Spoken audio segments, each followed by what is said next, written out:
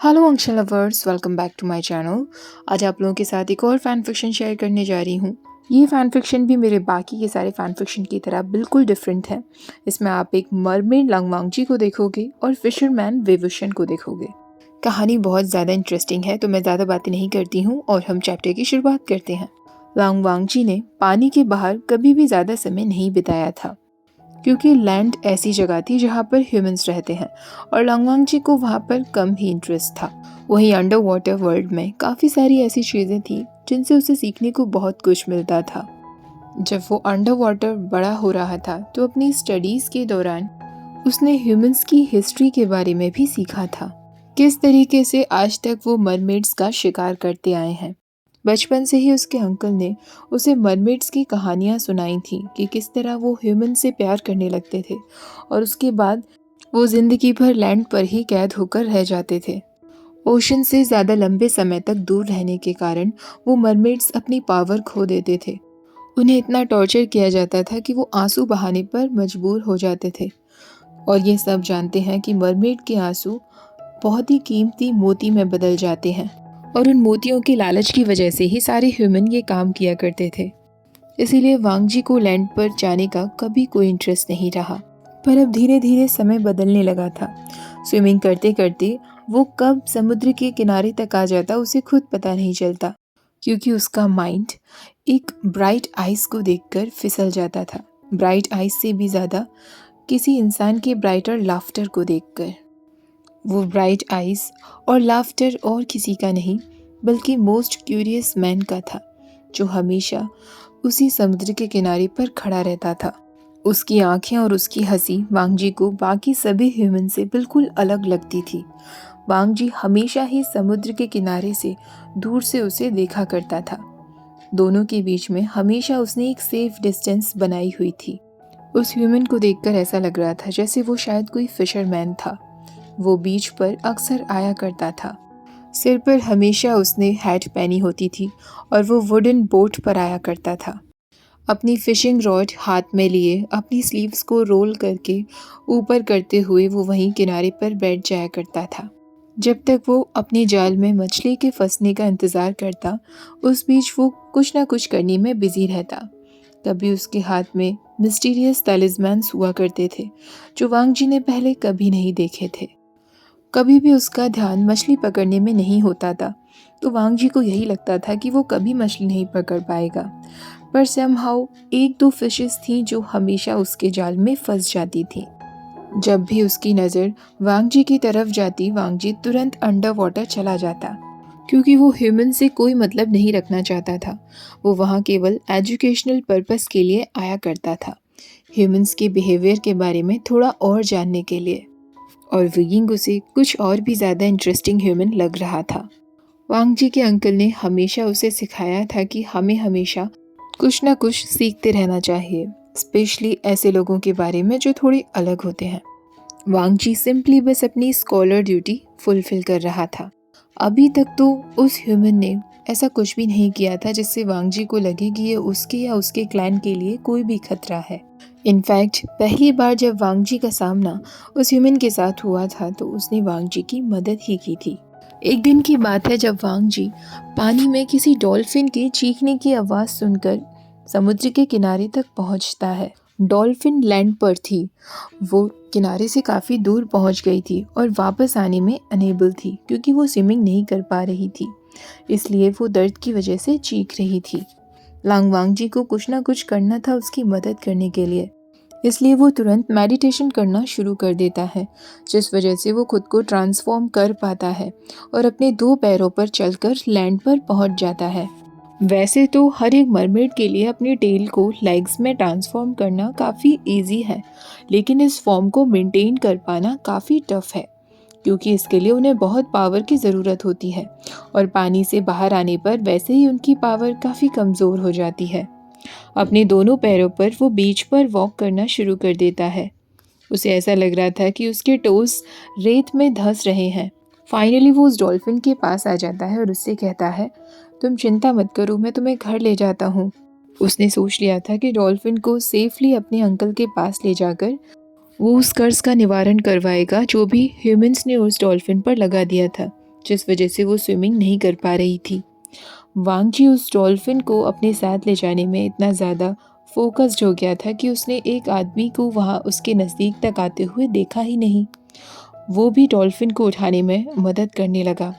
जैसे ही वांग जी की नज़र उस पर पड़ती है, ऐसा लग रहा था जैसे उसने अपने सामने मोस्ट ब्यूटीफुल मैन देखा हो। वांग जी ने अपने लैंड क्लैन में अभी तक इस तरीके का कोई भी मैन नहीं देखा था। वुयिंग को देखकर वांग जी अचानक शॉक्ड रह जाता है, तो वुयिंग उससे कहता है, आई एम सॉरी, मैं तुम्हें डराना नहीं चाहता था, पर मुझे ऐसा लगा कि शायद तुम्हें मदद की ज़रूरत होगी। वांग जी मन में सोच रहा था कि एक डॉल्फिन का वेट उठाना एक मरमेड के लिए कोई बड़ी बात नहीं है।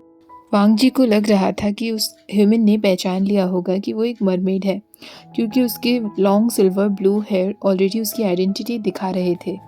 अपने अंकल की सुनाई गई कहानियाँ वांग जी को अच्छे से याद थी, इसलिए उसने सोच लिया था कि अगर ये ह्यूमन उसके साथ लड़ने की कोशिश करेगा तो वांग जी उसके लिए तैयार है। पर इस ह्यूमन के पास कोई स्वॉर्ड नहीं थी। वो काफ़ी स्लिम लग रहा था। उसने अपनी स्लीव्स को काफ़ी रोल्ड अप किया हुआ था। वांग जी ये भी नोटिस करता है कि उस ह्यूमन की डार्क आइज़ वांग जी की बॉडी को स्कैन कर रही थी। तुरंत ही वो अपनी नज़रें डॉल्फिन की तरफ घुमा लेता है और बहुत ही जेंटल वॉइस में उससे पूछता है, तुम्हारे ऊपर ये कर्ज किसने डाल दिया? तुरंत ही वो अपनी बेल्ट में से कुछ निकालता है। वांग जी को लगने लगता है कि कहीं वो उस पर हमला तो नहीं करने वाला, पर उसने अपनी बेल्ट में से एक तालिस्मान निकाला था जो कि ब्लैंक था। वो पर्सन उस पर कुछ लो वर्ड्स कहता है। तालिस्मान तुरंत जलने लगता है और कुछ समय बाद ही डॉल्फिन को धीरे धीरे जैसे उस कर्ज से छुटकारा मिल रहा था। वो पर्सन वांगजी से कहता है, यहाँ काफ़ी सारे ऐसे फिशरमैन्स हैं जो बहुत ही चीप तालिस्मान्स का इस्तेमाल करते हैं और इन ब्यूटीफुल क्रिएचर्स को पकड़ने की कोशिश करते हैं। लकीली ये कर्ज काफ़ी इजी था, इसलिए मैंने इसे डिस्पेल कर दिया, पर यह पहली बार नहीं है जब मुझे इस तरीके का कुछ करना पड़ा है। इस तरीके के ब्यूटीफुल क्रिएचर को कैप्चर नहीं करना चाहिए। ये सारी बातें वो डॉल्फिन की तरफ देखकर कह रहा था। अब वो वांगजी को देखते हुए कहता है, आई थिंक अब सेफ होगा इसको ओशन में वापस ले जाना। वांगजी उसे स्लोली वॉइस में कहता है, थैंक यू, क्योंकि ये जो आदमी उसके सामने खड़ा था वांगजी के अंदर काफ़ी सारी अनफैमिलियर फीलिंग्स को जगा रहा था, जो वांगजी बिल्कुल नहीं चाहता था। इसलिए ये बेस्ट था कि इस वक्त उसे अंडर वाटर वापस चले जाना चाहिए। ये उन दोनों का पहला एनकाउंटर था और आज कुछ दिनों बाद लांग वांगजी एक बार फिर उसी किनारे पर आ गया था, जिससे वो एक बार फिर उस आदमी को देख सके। उसने अपने अंकल को कहा था कि वो उन क्रिएचर्स को मॉनिटर करने जा रहा है जो शायद फिर से किसी फिशरमैन के कर्ज के अंदर आ गए हों और किसी तकलीफ़ में हो, क्योंकि डॉल्फिन वाले केस के बाद ऐसे काफ़ी सारे उसे क्रिएचर्स मिले थे जिनके साथ ये सब किया गया था। वांगजी और उसका भाई दोनों मिलकर ऐसे क्रिएचर्स को अंडर वाटर वापस लेकर आते थे, पर वांगजी हमेशा उस किनारे पर ही वापस आ जाता था जहाँ पर वो उस ह्यूमन से मिला था। एक दिन वो अपने साथ बैम्बू की बनी हुई एक बांसुरी भी लेकर आया था और वहाँ खड़ा होकर प्ले कर रहा था। ट्यून काफ़ी ज़्यादा प्लेफुल थी और कानों को बहुत अच्छी लगने वाली थी। वांगजी उस धुन में इतना ज़्यादा खो गया कि उसे रियलाइज़ ही नहीं हुआ कि कब उस मैन ने बांसुरी को प्ले करना बंद कर दिया था और उसकी नज़र वांगजी पर चली गई थी। वांगजी तुरंत जाकर अंडर वाटर छुप गया था। नेक्स्ट टाइम वांगजी जब फिर से किनारे पर विज़िट करने गया था, एक बार फिर वो अपनी बांसुरी लेकर आया था। इस बार उसने एक डिफरेंट तरीके की मेलोडी को प्ले किया था। शायद वो उस म्यूज़िक पीस पर अभी भी काम कर रहा था, क्योंकि वो थोड़ा थोड़ा प्ले करके रुक जाया करता था। वो अपने नोट एक पीस ऑफ पेपर पर साथ में लिखता जा रहा था।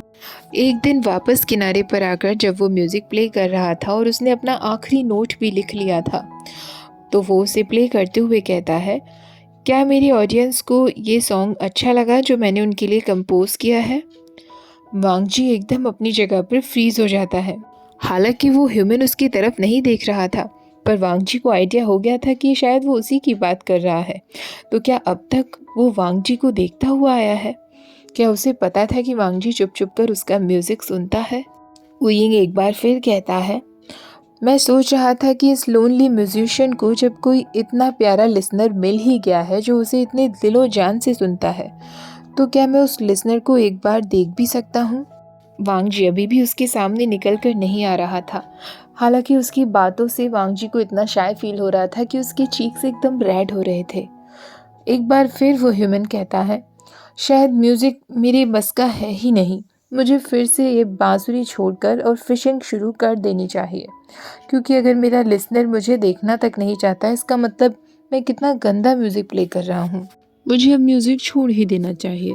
वो यिंग ये कहता ही है और वांगजी अचानक से पानी से बाहर आता है और उससे कहता है, नहीं, तुम्हें म्यूज़िक नहीं छोड़ना चाहिए। वो आदमी सीधा वांगजी की तरफ मुड़ता है और उसके चेहरे पर एक मुस्कुराहट आ जाती है। जितना मुझे याद है, तुम तो उससे भी ज़्यादा कहीं ब्यूटीफुल लग रहे हो। ये सुनकर वांगजी अपने रेड ईयर्स को छुपाने के लिए वापस पानी में जाने ही वाला था कि तभी वो आदमी कहता है, अरे जाओ मत, एटलीस्ट मुझे ये तो बताओ कि तुम वापस कब आओगे, तुम मुझसे वापस मिलोगे ना। वांगजी अपनी टेल हिलाते हुए पानी में सीधा अंदर चला जाता है। वियिंग वहाँ खड़े सिर्फ हंसते हुए ही रह गया था। कुछ टाइम बाद वांगजी जब अपने भाई लैन चिचैन के साथ अकेला था तो वो उससे पूछता है, ब्रदर, क्या सारे ह्यूमंस वैसे ही बुरे होते हैं जैसा कि अंकल ने हमें सिखाया है? शिचैन क्लोजली वांगजी की तरफ देखता है और उससे कहता है, अंकल काफ़ी लंबे सालों से चले आ रहे हैं। उन्होंने देखा है कि किस तरह ह्यूमंस ने हमेशा हम मरमेड्स के साथ धोखाधड़ी की है। वो हमें प्रोटेक्ट करना चाहते हैं वांगजी। और ये बात भी सच है कि हर कोई एक जैसा नहीं होता, इसलिए हमें सिर्फ इस बात पर ही किसी को नहीं जज करना चाहिए जो बात हमें अंकल ने सिखाई है। जो जैसा होता है हमें उसे वैसा ही ट्रीट करना चाहिए वांगजी। अपने ब्रदर की बातों को दिमाग में रखते हुए वांगजी एक बार फिर उस समुद्र के किनारे की तरफ जाता है।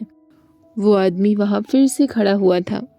वांगजी को देखकर वो कहता है, उस दिन तो मैं इतना घबरा गया था कि कहीं मैंने तुम्हें डरा तो नहीं दिया। तुम तो लास्ट टाइम से भी ज़्यादा प्रिटियर लग रहे हो। क्या तुम्हारी पूंछ हमेशा ही इतने प्यारे से ब्लू कलर की है? अब कुछ बोलो भी। वो आदमी वांगजी की तरफ विंक करते हुए कहता है, तुमने मुझे मिस किया ना, इसलिए तो तुम वापस यहाँ आए हो। वांगजी का मन कर रहा था कि वो अभी के अभी यहाँ से वापस चला जाए, क्योंकि आदमी उसे शेमलेस लग रहा था। वांगजी के एक्सप्रेशंस को देखकर वो आदमी कहता है, वेट, मैंने एक और म्यूजिक पीस रेडी किया है, क्या तुम उसे सुनना चाहोगे? वांगजी हेजिटेट कर रहा था, क्योंकि अगर वो तुरंत मना कर देता तो वो थोड़ा रूड साउंड करता। इसलिए वो पास ही के रॉक पर बैठ जाता है और अटेंटिवली वीइंग की एक और ब्यूटीफुल मेलोडी को सुनने लगता है। वीइंग उससे कहता है, वैसे तो मेरा नाम विभूषण है, पर तुम मुझे वीइंग बुला सकते हो। वांगजी भी अपना बर्थ नेम वीइंग की हथेली पर लिख देता है, जिसे पढ़ते हुए वीइंग कहता है, ओह, तुम्हारा नाम लंजा है, कितना ब्यूटीफुल नेम है, ये सच में तुम्हें सूट करता है। बहुत साल बीत चुके थे जब वांगजी को किसी ने उसके बर्थ नेम से नहीं बुलाया था, पर वीइंग के मुंह से अपना बर्थ नेम सुनना वांगजी को अपने चेस्ट में एक अलग तरीके की सेंसेशन फील करा रहा था। इस तरह अब दोनों मिलने लगे थे। धीरे धीरे वांगजी को पता चल गया था कि वीइंग सिर्फ म्यूजिकली टैलेंटेड नहीं है, लेकिन वो काफ़ी इंटेलिजेंट भी है और लोगों से कितने अच्छे तरीके से बात करता है। वीइंग भी वांगजी के वर्ड को लेकर बहुत क्यूरियस हो गया था। वो हमेशा मरमेड्स के बारे में क्वेश्चंस वांगजी से पूछा करता था। वांगजी को अपने बारे में शेयर करना ज़्यादा अच्छा नहीं लगता था, इसलिए वो थोड़ा बहुत ही वीइंग को बताया करता था। वीइंग उन्हीं बातों को लेकर वांगजी को एंडलेसली टीज किया करता था। एक दिन वीइंग वांगजी के लिए एक बास्केट भर के गोल्डन फ्रूट्स लेकर आया था। वो अपनी बोट में लाया था। वांगजी स्विमिंग करते हुए उसके पास आता है, उसे हेलो कहता है। वीइंग उससे कहता है, ये फ्रूट्स खाकर देखो, ये लोक्वर्ड्स हैं। लंजा, तुमने कहा था ना कि तुमने कभी लैंड के फ्रूट्स को ट्राई नहीं किया है, तो अब मैं जब भी तुमसे मिलने के लिए आया करूँगा, हर बार तुम्हारे लिए कुछ ना कुछ खाने को लाया करूँगा। वीइंग अपने हाथ में फ्रूट को पील करते हुए रख लेता है। वांगजी आगे बढ़ता है और वीइंग के हाथ से ही वो फ्रूट खा लेता है। उसे वो लोक्वर्ड्स काफ़ी टेस्टी लगे थे। इसी तरह जब भी वीइंग उसके लिए कुछ खाने को लाया करता, वांगजी को अक्सर वो टेस्टी ही लगता। एक दिन वीइंग डिसाइड करता है कि वो वांगजी के लिए चिली पेपर्स लेकर जाएगा, पर जैसे ही वांगजी ने वो टेस्ट किया, उसे वो बिल्कुल भी टेस्टी नहीं लगा। उसका पूरा चेहरा मिर्च की वजह से लाल हो गया था। वुयिंग पहले तो हंस रहा था, पर बाद में उसे वांग जी की कंडीशन पर तरस आता है उससे माफ़ी मांगने के लिए। वुयिंग नेक्स्ट टाइम उसके लिए फ्लावर्स लेकर आया था और उसने वांग जी का एक पोर्ट्रेट भी ड्रॉ किया था, जिसमें उसने वांग जी के बालों में फ्लावर लगाया था। वो उससे कहता है, ओह लंजा, काश मैं तुम्हें युनमक के ब्यूटीफुल लोटस फ्लावर्स दिखा पाता। वांग जी क्वाइटली उससे कहता है, शायद तुम दिखा सकते हो। वो यिंग पहले तो उसकी तरफ एक क्वेश्चनिंग लुक देता है। वांग जी उसे एक्सप्लेन करता है कि किस तरह वो अपनी पावर्स का इस्तेमाल करते हुए एक ह्यूमन में ट्रांसफॉर्म कर सकता है, हालांकि कुछ समय के लिए ही, क्योंकि एक मरमेड जितना ज़्यादा लैंड पर रहता है उसकी पावर्स उतनी कम होती जाती हैं। वीइंग उससे कहता है, लंजा, क्या तुम श्योर हो? मैं तुम्हें सच में आसपास की चीज़ें घुमाना चाहूँगा। वो दोनों एक दिन डिसाइड करते हैं और वांग जी ह्यूमन में ट्रांसफॉर्म होते हुए वीइंग से मिलने के लिए आता है। उसके बाल सिल्वर ब्लू कलर के थे और उसने बॉडी पर ब्लू कलर के ही कपड़े पहने हुए थे। वीइंग उससे कहता है, ओह लंजा, तुम तो इन कपड़ों में भी कितने गॉर्जियस लग रहे हो। काश मैं तुम्हारे लिए सिल्क से बने हुए मोस्ट ब्यूटीफुल कपड़े बनवा सकता जो तुम डिजर्व करते हो। वुयिंग अब एक्साइटेडली वांग जी को आसपास की सारी जगह घुमा रहा था। कभी वो उसे फॉरेस्ट ले जाता, कभी माउंटेन्स पर, कभी झीलों के आसपास। इन सब जगहों के बारे में वांग जी ने केवल पढ़ा ही था, और जब वो उन जगहों पर जाते जहाँ पर ज़्यादा ह्यूमंस होते, तो वांग जी अपने साथ हमेशा तलवार रखता। वांग जी अपनी क्लैन का सबसे बेस्ट तलवारबाज था। उसने खुद को प्रिपेयर कर रखा था कि अगर कोई उन पर हमला करने की कोशिश करेगा तो वो खुद को और विभूषण को प्रोटेक्ट कर पाएगा। वांग जी 1 या 2 दिन से ज़्यादा लैंड पर नहीं रह सकता था, इसलिए 1-2 दिन वीइंग के साथ घूमने के बाद वो वापस अंडर वाटर चला जाता, जिससे वो मेडिटेशन कर सके और अपनी पावर्स को वापस गेन कर सके। वापस आकर वो अपनी सारी ड्यूटीज़ भी कंप्लीट करता, जिससे उसके अंकल उसे ना डांटें, और लैन चिचैन को वो सारी बातें बताता जो भी उसने लैंड पर विभूषण के साथ की। लैन चिचैन उसकी बातों को हमेशा अपने चेहरे पर एक मुस्कुराहट के साथ सुनता और उससे कभी ये क्वेश्चन नहीं करता कि उसे वेइंग के साथ इतना समय नहीं बिताना चाहिए।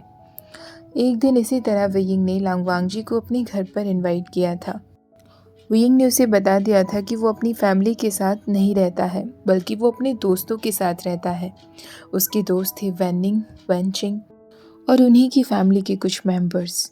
हुइंग सबको वांग जी से इंट्रोड्यूस करवाते हुए कहता है, एवरीवन, आज हमारे पास एक गेस्ट आया है, प्लीज़ लांगवांग जी का वेलकम करो। उन्हीं में से एक स्मॉल ह्यूमन चाइल्ड भागता हुआ वांग जी के पास आता है और उसके पैरों को पकड़ लेता है। वांग जी अपने पास से एक शेल उसे देता है, जिसे देखकर वो ह्यूमन चाइल्ड बहुत खुश हो जाता है और वो उससे कहता है, थैंक यू गगा, क्या अब आप शान गगा के साथ रुकोगे? विंग ये सुनकर हंसते हुए कहता है, आयुन, तुम्हें बस थोड़ा कुछ ही दे दो और तुम उसी से खुश हो जाते हो। आयुन कहता है, पर शान गगा, आप भी तो उन्हें पसंद करते हैं ना? जब भी आप उनकी बातें करते हैं तो आप हमेशा खुश नजर आते हैं। अंकल वैन ने भी यही कहा था। विंग तुरंत आयुन के मुंह पर हाथ रखते हुए कहता है, आयुन, तुम्हें ये सारी बातें कौन सिखा रहा है? वैनिंग को तो मुझे अच्छे से सबक सिखाना होगा। वियिंग वांग जी की तरफ देखते हुए कहता है, इसकी बातों पर ध्यान मत दो, ये बस एक बच्चा है। तभी एक औरत की आवाज़ सुनाई देती है जो कह रही थी, ये वही बच्चा है जिसे तुमने खुद पढ़ाया है। मास्टरलैंड, फाइनली आपसे मिलकर खुशी हुई। वो वुमन खुद को वांग जी से इंट्रोड्यूस करती है और अपना नाम वेंचिंग बताती है। उसके पास ही में एक लड़का खड़ा हुआ था जो उसका भाई था और उसका नाम वेनिंग था। वेनिंग बाकी ह्यूमन से थोड़ा अलग था क्योंकि उसकी नेक पर कुछ ब्लैक कलर की लाइंस थी जो वांग जी ने नोटिस कर ली थी। वीइंग वांग जी का हाथ पकड़ता है, लंजा, चलो मैं तुम्हें आसपास कुछ और भी दिखाता हूँ। वीइंग ने उसे आसपास की हर चीज़ें दिखाई। वो लैंड जहाँ पर वो वेंस के साथ मिलकर खेती करता है, वहाँ पर उगने वाले potatoes, lotus flowers, lotus pond जो आसपास थे। वांग जी को एक बात तो समझ आ गई थी कि जैसा कि उसके अंकल ने कहा था ह्यूमंस के बारे में, विभूषण और उसके लोग वैसे नहीं थे, बल्कि वो लोग तो बहुत प्यार से बात कर रहे थे। पर वांग जी को ये भी पता था कि उसकी बॉडी की एक लिमिट है, वो ज़्यादा लंबे समय तक या ज़्यादा दूर तक वीइंग के साथ ट्रैवल नहीं कर सकता, वरना उसकी स्ट्रेंथ धीरे धीरे खोने लगेगी। जब दोनों वापस वीइंग के घर आते हैं वुयिंग कुछ काम में बिजी था, तभी वेनचिंग वांगजी से कहती है, तुम्हें वहाँ लाकर वो बहुत ज़्यादा खुश है। वो कभी भी इस तरह हमें डिनर पर ज्वाइन नहीं करता। वो हमेशा अपनी गुफा में ही रहता है और वहीं कुछ ना कुछ काम करता रहता है। पर आजकल तो वो म्यूज़िक कंपोज करने में भी बहुत ज़्यादा समय बिता रहा है। और जहाँ तक मुझे लगता है वो आपके लिए ही म्यूज़िक बना रहा है ना मास्टरलान। आपसे मिलने से पहले वो हमेशा बहुत दुखी रहता था जब से वो जेंगशा से मिला था। वुयिंग ने जेंगशा के बारे में वांगजी को बहुत कम ही बताया था। क्लियरली दिख गया था कि उसके लिए एक सेंसिटिव टॉपिक था। डिनर के बाद वुयिंग वांगजी को अपनी केव में लेकर आता है। अपने पत्थर से बने हुए बेड पर वुयिंग वांगजी को बिठाता है और उससे कहता है, पता है लंजा, बीच पर मैं अकेला ही फिशरमैन था जो रोज़ जाया करता था, क्योंकि मुझे पता था कि कोई है जिसकी नज़र मुझ पर रहती है। मेरा हर बार मन करता था कि पानी में छलांग लगा दूँ और सीधा तुम्हारे पास आ जाऊँ। तुम इमेजिन भी नहीं कर सकते कि जब पहली बार मैंने तुम्हें देखा था तो मेरी आंखें बस खुली की खुली रह गई थीं। वुयिंग उसकी नज़दीक आकर कहता है, तुम बहुत ब्यूटीफुल हो लंजा। वांगजी को उसकी हर एक लाइन सुनकर ऐसा लग रहा था जैसे उसकी बॉडी में एक अजीब ही करंट दौड़ने लगा हो। वुयिंग भी अपनी आंखों से उसकी बॉडी के हर एक पार्ट को एक इंटेंसिटी के साथ देख रहा था, जैसे वो इस वक्त सिर्फ वांगजी को टच करना चाहता हो। वांगजी के हेटेड ईयर्स वुयिंग से छुपे नहीं थे। वांगजी उससे कहता है, वुयिंग। वुयिंग वांगजी का एक हाथ पकड़ लेता है और उसे अपनी नज़दीक खींच लेता है। वांगजी का हार्ट इतनी ज़ोर ज़ोर से बीट कर रहा था। वो वुयिंग को बताना चाहता था कि वो इस वक्त सिर्फ उसका टच चाहता है। ओके गाइस, आज का पार्ट यही ख़त्म करते हैं। कल का पार्ट काफ़ी हॉट और स्टीमी होने वाला है। आज की ये मरमेड और फिशरमैन की कहानी आपको कैसी लगी मुझे कमेंट्स में ज़रूर बताना, और वीडियो अच्छी लगी हो तो प्लीज़ वीडियो को लाइक, शेयर और चैनल को सब्सक्राइब करना मत भूलना। Thank you for watching. Bye bye.